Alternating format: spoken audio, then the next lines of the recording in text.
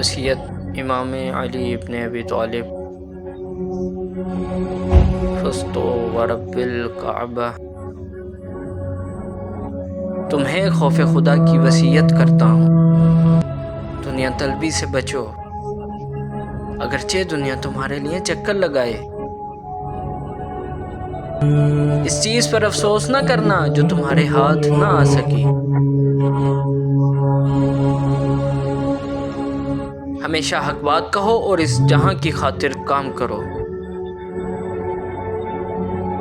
ستمگروں سے ہمیشہ لڑتے رہو اور مظلوموں کے مددگار۔ تمہیں اور اپنے تمام فرزندوں اور عزیزوں اور ہر اس شخص کو وصیت کرتا ہوں جس تک میری یہ وصیت پہنچے۔ خدا کا خوف کرو، خدا کا خوف کرو، اپنے کاموں کو منظم رکھو اور ایک دوسرے کے درمیان صلح اور آشتی سے کام لو، کیونکہ میں نے تمہارے جد صلی اللہ علیہ وآلہ وسلم سے سنا کہ فرمایا،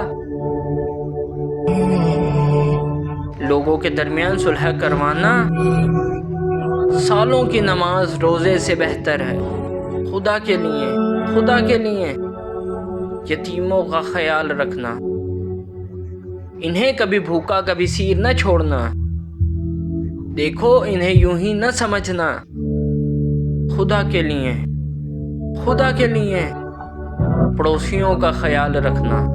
ان کی سفارش پیغمبر صلی اللہ علیہ وآلہ وسلم نے کی اور بارہا ان کے بارے میں فرماتے رہے، یہاں تک کہ ہم گمان کرنے لگے کہ شاید وراثت میں بھی ان کا حصہ قرار دیں گے۔ خدا کے لیے، خدا کے لیے قرآن کا خیال رکھنا، کہیں ایسا نہ ہو کہ دوسرے لوگ قرآن پر عمل کرنے میں تم پر سبقت لے جائیں۔ خدا کے لیے، خدا کے لیے نماز کا خیال رکھنا جو تمہارے دین کا ستون ہے۔ خدا کے لیے، خدا کے لیے حج کے موقع پر کہیں ایسا نہ ہو کہ خانہ خدا کو خالی چھوڑ دو۔ جتنے دن بھی اس دنیا میں رہو، اگر بیت اللہ کی حرمت کا خیال نہ رکھا تو سخت عذاب میں مبتلا ہو جاؤ گے۔ خدا کے لیے، خدا کے لیے راہ خدا میں اپنے نام و جان اور زبان کے ذریعے جہاد کرتے رہنا، اور تم پر آپس میں مل کر رہنا اور ایک دوسرے کو معاف کرنا ضروری قرار دیتا ہوں۔ کہیں ایسا نہ ہو کہ ایک دوسرے سے منہ موڑ کر تعلقات ختم کر لو۔ امر بالمعروف و نہی عن المنکر کو ترک مت کر دینا، ورنہ بدترین لوگ تم پر حکمران ہو جائیں گے۔ اس وقت دعا کرو گے مگر دعا قبول نہیں کی جائے گی۔ اے اولاد عبد المطلب، میں مسلمانوں کے خون میں تمہارے ہاتھوں کو آلودہ نہ دیکھوں۔ یہ کہتے ہوئے نہ دکھائی دینا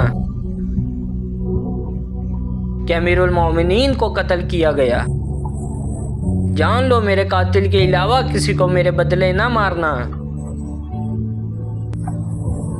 اور دیکھو اگر میں اسی ایک ضربت میں مارا گیا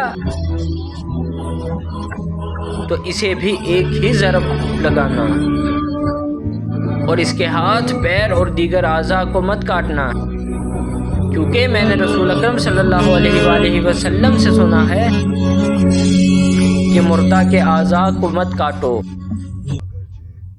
اگرچہ وہ مردہ کسی پاگل کتے کا ہی کیوں نہ ہو۔